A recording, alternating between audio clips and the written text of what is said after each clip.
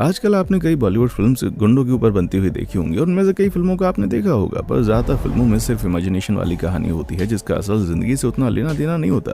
और आज के इस वीडियो में हम आपको एक ऐसी गुंडे की कहानी बताने जा रहे हैं जिसकी असल ज़िंदगी में क्या कहें, ये ज़िंदगी भी कोई फिल्मों से कम नहीं थी। जिस उम्र में हम और आप खेल कूद करते ना, उस उम्र में इसने अपनी पूरी गैंग बना ली थी और एक समय ऐसा भी था कि इसके नाम से इसके दुश्मन कांपते थे, पर इसकी मौत बड़ी दर्दनाक हुई थी। आपको बता दें, हम उज्जैन के जाने माने गैंगस्टर दुर्लभ कश्यप की बात कर रहे हैं। दुर्लभ कश्यप का जन्म मध्य प्रदेश के उज्जैन में 8 नवंबर 2000 में हुआ था।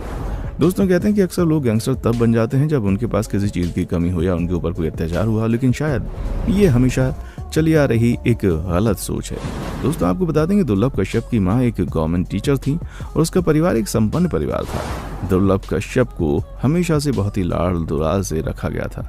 उसे कभी किसी चीज़ की कमी नहीं करने दी उसके माँ बाप ने, लेकिन इसके बावजूद भी दुर्लभ बचपन से ही कुछ सनकी टाइप का था। अक्सर आपने देखा होगा, जब छोटे छोटे बच्चे क्लास में जाते हैं तो कभी कभार उनकी आपस में लड़ाई हो जाती है, पर कुछ बच्चे ऐसे होते हैं जो कि जानबूझकर ज़्यादा लड़ते हैं और फिर अपनी नहीं बल्कि दूसरों की भी लड़ाई सुलझाने में सबसे आगे रहते हैं। और ऐसा ही है दुर्लभ कश्यप भी। कम उम्र में ही अपने स्कूल में वो इसलिए इतना ज़्यादा फेमस हो गया क्योंकि उसके सामने कोई टिक नहीं पाता था। वो अपनी से बड़े वाली क्लास के लड़कों के साथ भी घूमता और कभी कभी तो खुद से कई साल बड़े लड़कों के साथ झगड़ा भी कर लेता था। छोटी सी उम्र में ही उसे लड़ाई झगड़े और मारपीट में मजा आने लगा था क्योंकि ऐसा करने से लोग उससे डरते थे। इसके बाद जल्दी वो अपने सभी दोस्तों में फेमस होने लगा और फिर ये तो हम सब जानते हैं, कुछ दोस्त हमेशा ऐसे लड़कों के पास रहते हैं जो कि उनकी लड़ाई में साथ दें। इसी वजह से दुर्लभ के बहुत सारे दोस्त बन गए। वो धीरे धीरे उनका नेता बनकर उभरने लगा। स्कूल में जब कभी भी आपस में कोई लड़ाई होती तो स्कूल के गेट के बाहर कुछ गुंडे जैसे लड़के खड़े रहते और इसी लड़कों में वो अपनी ताकत मानता था।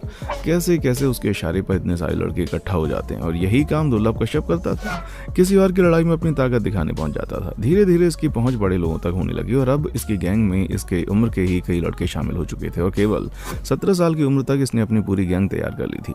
कुछ लोगों का कहना है कि दुर्लभ कश्यप को इस तरह से मोड़ने वाले 2 युवक थे जिन्होंने दुर्लभ कश्यप के इस व्यवहार को परख लिया था और वो उसे अपने काम करने के लिए इस्तेमाल करने लगे थे। यहाँ तक कि इतनी छोटी सी उम्र में दुर्लभ ने कई अवैध काम करने भी शुरू कर दिए थे। अक्सर वो दूसरों के चक्कर में लड़ने जाया करता था जिसके उसे पैसे मिलते थे। यहाँ तक कि आपको बता दें कि दुर्लभ अपने इस काम से बिल्कुल भी शर्मिंदा नहीं था क्योंकि उसको लगता था कि वो बहुत ही बहादुरी वाला काम कर रहा है। दोस्तों, जब किसी बच्चे की उम्र इतनी छोटी होती है तो उससे क्या उम्मीद की जा सकती है। ये ऐसी उम्र होती है जिसमें हम सबको गैंगस्टर बनने का बड़ा शौक सवार रहता है क्योंकि हम नहीं चाहते कि हम किसी के सामने कमजोर पड़े। यहाँ तक कि उसने अपनी गैंगस्टर वाली फोटो सोशल मीडिया पर भी डालनी शुरू कर दी थी। हद तो तब हो गई जब खुलेआम सोशल मीडिया पर इस बात का जिक्र करने लगा कि वो एक गैंगस्टर है और जिसको भी किसी विवाद को सुलझाना है वो उससे संपर्क कर सकता है, सामने वाले को गारंटीड सर्विस मिलेगी। दोस्तों, कहते हैं ना कि गलत काम बहुत ज्यादा प्रभावित करता है। ऐसे ही दुर्लभ कश्यप की छवि भी उसकी उम्र और उसके छोटे उम्र के लड़कों को काफी ज्यादा आकर्षित करने लगी थी। इसके पीछे का एक कारण दुर्लभ कश्यप का पहनावा और चाल चलन भी हो सकता है। दुर्लभ कश्यप न सिर्फ अपने आप को एक गैंगस्टर कहता था बल्कि उसने अपने आप को इस रूपरेखा में ढाल लिया था कि वो बिना कहे भी लोग उसको आसानी से पहचान लेते थे। वो एक ड्रेस कोड फॉलो करता था और हमेशा अपने माथे पर लाल टीका, आंखों में सुरमा, बड़े बाल और गमछा पहने रहता था। और ये ड्रेस कोड सिर्फ उसके लिए नहीं बल्कि उसके गैंग में शामिल होने वाले हर सदस्य के लिए था। और तो और वो अपनी गैंग के लोगों को ठीक वैसे ऑर्गेनाइज करता था जैसे वो कोई पुलिस ऑर्गेनाइजेशन हो। इसलिए वो अपने गैंग के मेंबर्स को गैंग ज्वाइन करते वक्त ही एक शपथ भी दिलाता था जिसके तहत उनसे कहा जाता था कि किसी भी वारदात को अंजाम देते वक्त सदस्य नशे में नहीं होना चाहिए। और अब इसी बात से अपनी इस डेडिकेशन को आप समझ सकते हैं कि ये अपने काम से कितना ज्यादा संतुष्ट था।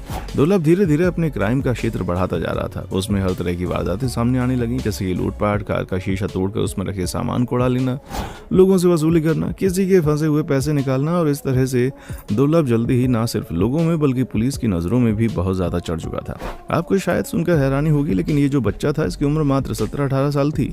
उसकी गैंग में 45 सदस्य शामिल हो चुके थे। यहाँ तक कि दुर्लभ और उसकी गैंग का व्हाट्सएप ग्रुप भी था जहां वो हर तरह के काम के बारे में डिस्कशन करते थे, कब किसे कौन सा काम करना और किस वारदात को कब और कहां अंजाम देना है। ये सब व्हाट्सएप ग्रुप पर ही तैयार होता था। इन्हीं कारणों की वजह से दुर्लभ कश्यप पुलिस के लिए सिरदर्द बन गया और इन बढ़ती वारदातों को रोकने और पुलिस ने दुर्लभ और उसकी गैंग को सबक सिखाने के लिए अरेस्ट कर लिया। उसके 23 साथी अरेस्ट कर लिए गए। हालांकि जब दुर्लभ को हिरासत में लिया गया तो 18 साल का नहीं हुआ था। उसके 18 साल पूरे होने में 15 दिन के आसपास का समय बचा था। इसके चलते पुलिस ने पहले तो उसे कुछ दिन बाल सुधार गृह में डाला और फिर जैसे ही वो 18 साल का हुआ उसे नॉर्मल जेल में शिफ्ट कर दिया गया। हालांकि दुर्लभ के बारे में इतना सबको पता ही था कि उसके द्वारा किए गए अपराध इतने बड़े नहीं थे कि उसे बेल नहीं मिल सकती थी। असल में हुआ ये था कि उन दिनों इंदौर के एसपी सचिन अतुलकर हुआ करते थे और दुर्लभ को पकड़ने में इन्हीं का हाथ था। एक दिन जब वो जेल का दौरा कर रहे थे तो उनकी नजर दुर्लभ पर पड़ गई। उन्होंने दुर्लभ को ये बताया कि अगर वो चाहे तो उसे आसानी से बेल मिल सकती है, लेकिन साथ ही उन्होंने ये भी कहा कि जिस रास्ते पर वो आगे बढ़ चुका है अब वहां से वापस आना उसके लिए काफी मुश्किल होगा और सबसे ज्यादा खतरा उसकी जान को बाहर ही है, क्योंकि जेल में तो फिर भी पुलिस वालों की निगरानी में रहेगा, लेकिन बाहर उसके पुराने दुश्मन उसका इंतजार कर रहे हैं और जाहिर सी बात है वहां उनको रोकने वाला भी कोई नहीं होगा। शायद एसपी साहब की बात दुर्लभ को समझ में आ गई और उसने भी कभी बेल का प्रयास नहीं किया। असल में देखा जाए तो दुर्लभ को उसकी जरूरत ही नहीं थी, क्योंकि वो आराम से जेल में बैठे बैठे भी अपना काम कर रहा था और उसके गैंग के सारे सदस्य अभी भी वो सारे अवैध काम आसानी से कर रहे थे। लेकिन तभी देश में कोविड महामारी फैल गई और ये तो हम सब ने देखा कि महामारी के दौरान क्या परिस्थिति हो गई। पुलिस की जेलों का भी यही हाल था। जेल में ओवरक्राउड होने की वजह से कोविड महामारी के दौरान ये डिसाइड किया गया कि छोटे मोटे अपराध करने वाले कैदियों को फिलहाल रिहा कर दिया जाए और अगर जरूरत पड़ी तो उन्हें वापस से अरेस्ट कर लिया जाएगा। तो इसी के चलते 2020 में दुर्लभ को रिहा कर दिया गया। वैसे में ये सोचना कि दुर्लभ आगे कोई अवैध काम नहीं करेगा ये तो सरासर बेवकूफ़ी हो जाएगी, क्योंकि अभी भी उसका गैंग वैसे ही चल रहा था। लेकिन फिलहाल के लिए दुर्लभ ने इंदौर छोड़कर अपनी माँ के पास जाना सही समझा और वो उज्जैन चला गया। फिर धीरे धीरे उज्जैन में आकर वो दोबारा वैसे ही अपने दोस्तों के साथ बाहर घूमना, नशा करना और रात भर आवारागर्दी करने लगा। हालांकि वो रहता अपनी माँ के साथ ही था, लेकिन अक्सर वो रात में बाहर निकल जाया करता था। शायद ये सब करते वक्त उसको इस बात का अंदाजा नहीं था कि उसने कितने दुश्मन बना लिए हैं और उसके साथ कभी भी कोई भी कांड हो सकता है। दुर्लभ कश्यप अभी भी अपने दोस्तों पर ही विश्वास करता था और अपने गैंग के सदस्यों के साथ अक्सर मीटिंग करता रहता था। एक दिन घर पर खाना खाने के बाद दुर्लभ ने फिर से शाम को बाहर जाने का प्लान बनाया और निकल गया रात को चाय पीने। दुर्लभ और उसके 4 दोस्त रात में 1:30 या 2 बजे के आसपास चाय पी रहे थे कि तभी वहां पर दुर्लभ एक पुराना दुश्मन आकर खड़ा हो गया। दुर्लभ के दुश्मन का नाम शाहनवाज था और शाहनवाज वहां अपने 12 साथियों के साथ आया था। शाहनवाज और दुर्लभ की दुश्मनी बहुत पुरानी थी और शायद शाहनवाज वहां इसी उम्मीद से आया था कि वो आज दुर्लभ को खत्म कर देगा, इसलिए उसके सारे साथियों और उसके पास चाकू थे, कई हथियार भी थे। दुर्लभ ने भी ये सब देखकर अपनी पिस्टल निकाल ली और लगे हाथ शाहनवाज को शूट कर दिया। ये देखकर शाहनवाज के साथी दुर्लभ पर चाकुओं से प्रहार करना शुरू कर देते और दुर्लभ के जो साथी उसके साथ मौजूद थे, जिन पर दुर्लभ को सबसे ज्यादा विश्वास था, वो सभी वहां से कुछ ही सेकंड में भाग निकले। यहाँ तक कि जिस दुकान पर बैठकर दुर्लभ चाय पी रहा था उस दुकान वाले ने भी उसका साथ न देकर शाहनवाज को उसको मारने के लिए उकसाया और फिर इस तरह से दुर्लभ कश्यप की मौत हो गई। एक टाइम पर उज्जैन का किंग बनने का सपना देखने वाले दुर्लभ कश्यप का अंत इस तरह से होगा किसी ने सोचा नहीं था। दुर्लभ के गुजर जाने की खबर सुनने के बाद उसकी मां पूरी तरह से टूट गई और कुछ ही दिनों के बाद उसकी मां की भी मृत्यु हो गई। जैसा कि एसपी ने कहा था, वो जैसे ही बाहर निकलेगा उसकी जान को खतरा हो जाएगा। उसके बाद से ही दुर्लभ कश्यप की उस गैंग का प्रभाव भी लगभग खत्म सा हो गया। जिस उम्र में बच्चे खेलने कूदने में व्यस्त रहते हैं उस उम्र में दुर्लभ ने बंदूक और गोलियों से खेलना पसंद किया, जिसका अंजाम उसे अपनी मौत से चुकाना पड़ा।